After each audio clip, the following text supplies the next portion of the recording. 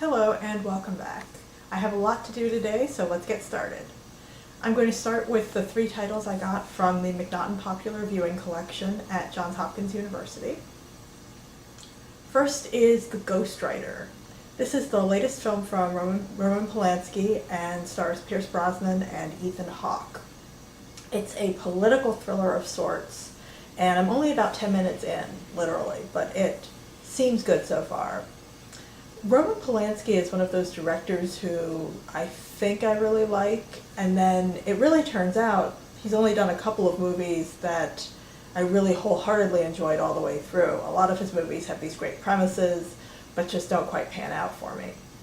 The only films of his I really liked were Rosemary's Baby and Frantic, although there are a few that are pretty famous that I haven't seen. I haven't seen The Tenant, I haven't seen The Ninth Gate, but so far so good, 10 minutes in. Then I got Green Zone.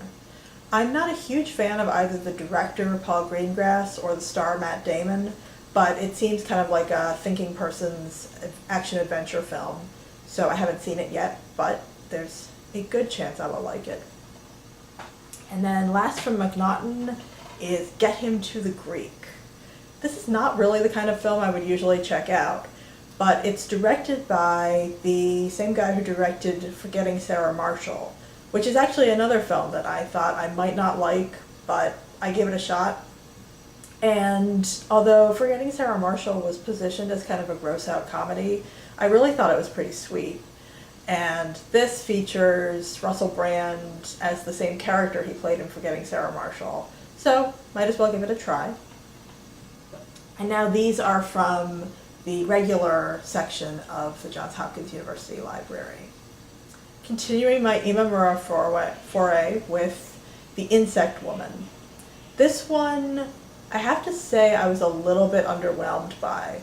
It was kind of similar to Intentions of Murder, which I featured a couple weeks ago, in that it's about a woman who is really just oppressed by her circumstances and finds a way to rise above them through rather unscrupulous means. And maybe it's just that I saw Intentions of Murder so recently that this was kind of like more of the same thing. Just definitely not my favorite Imamura so far.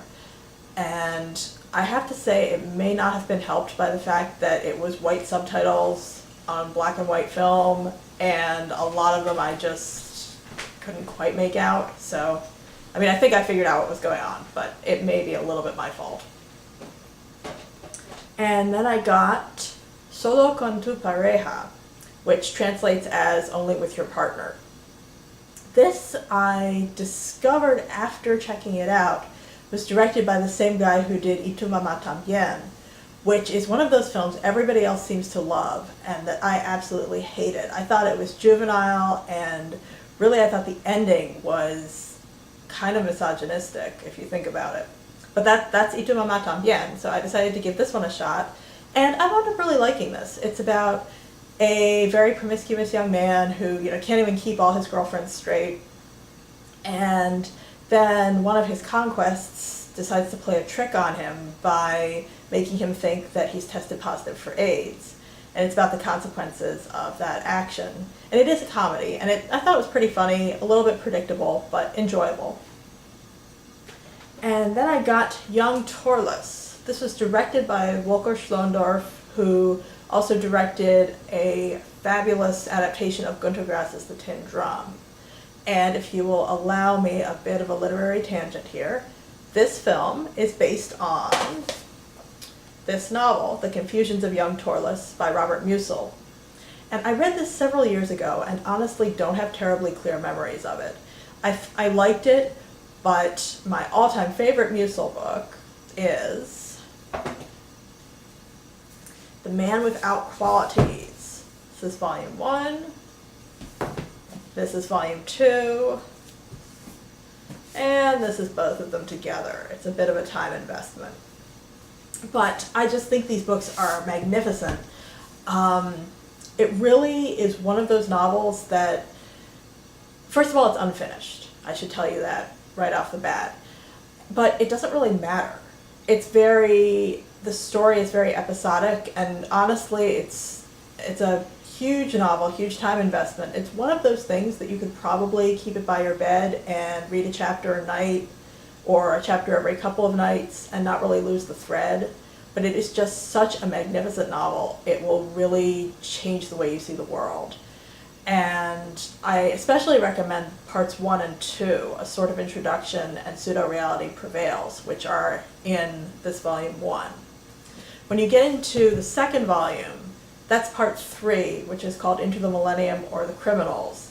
And then a section called From the Posthumous Papers, which I thought was just a really clever title for part 4, but apparently it actually is from Robert Musil's Posthumous Papers, so it's just a bunch of sort of sketches and things and doesn't really have anything to do with the rest of the book.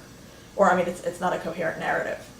And I found part 3 not really all that good. It sort of takes this abrupt turn plot-wise, and honestly, if you read parts 1 and 2, you'll probably get most of what there is to get out of it. But anyway, that's my little literary digression. And now onto the film version of Young Torless. I really found this to be sort of your basic boarding school nightmare type film. And those just don't really do much for me. And honestly, I mean, that's what I expected it to be, that, because I had read the book, I knew what it was about, I sort of knew what I was getting into. And I thought maybe because Schlendorf directed it and because of the great source material, it might be a little more elevated. But I don't know. To me, for what it was good. It just isn't the kind of thing that really excites me. And the rest of these from Hopkins I have not yet seen. I got Zoltan Korda's Private Lives. I'm sorry, Alexander Korda's Private Lives, not to be confused with Zoltan Korda, which is a set in the Eclipse series of films. And as I may have mentioned, I'm not a big fan of historical fiction in books. If I want to read about a period in history, I'll either read a nonfiction history book about the period, or I'll read fiction that was written during the period. But I love historical epic films, or just historical films. I don't know why. I know I'm inconsistent. Oh well. But so this is a set of 4 historical films. They have great casts. I haven't seen any of them yet, but I'm really looking forward to them. And the set includes The Private Life of Henry VIII, The Rise of Catherine the Great, The Private Life of Don Juan, and Rembrandt. That's all for Hopkins. From University of Baltimore, I got the film Hotel Rwanda. And first, before I say what I'm about to say, this is a good film. I'm certainly not dissuading anybody from watching it. And I checked it out because it has a great cast. It has Don Cheadle, Nick Nolte, Jean Reno. But despite it being a well-done film, it kind of just disturbed me because to me it seems symptomatic of the way the world reacts to these kinds of events. It's about the genocide in Rwanda, which took place in 1994. I'm a little too young to remember it. I was 9 years old at the time. But just the world seems to sort of let this stuff go on and then make a bunch of films and wring their hands and say never again, never again, never again, and then something else happens and again they let it go on. So I found it disturbing on that level, but it is a good film. And from Stevenson University, I got A Connecticut Yankee starring Will Rogers and based on the classic novel A Connecticut Yankee in King Arthur's Court by Mark Twain. Have not gotten a chance to watch this yet. And then from the Sights and Sounds department of the Enoch Pratt Free Library, I figured I'm taking a 3-day weekend this weekend. I might as well just get something that will be a nice and fun investment of my time. So I decided to get the mini-series of P.D. James's Devices and Desires. So that's what the front looks like. And as you can see, hang on one sec, I'm going to try to get it looking good. And failing miserably. It's going to be quite a big investment of my time. But I'm looking forward to it. I think it should be fun.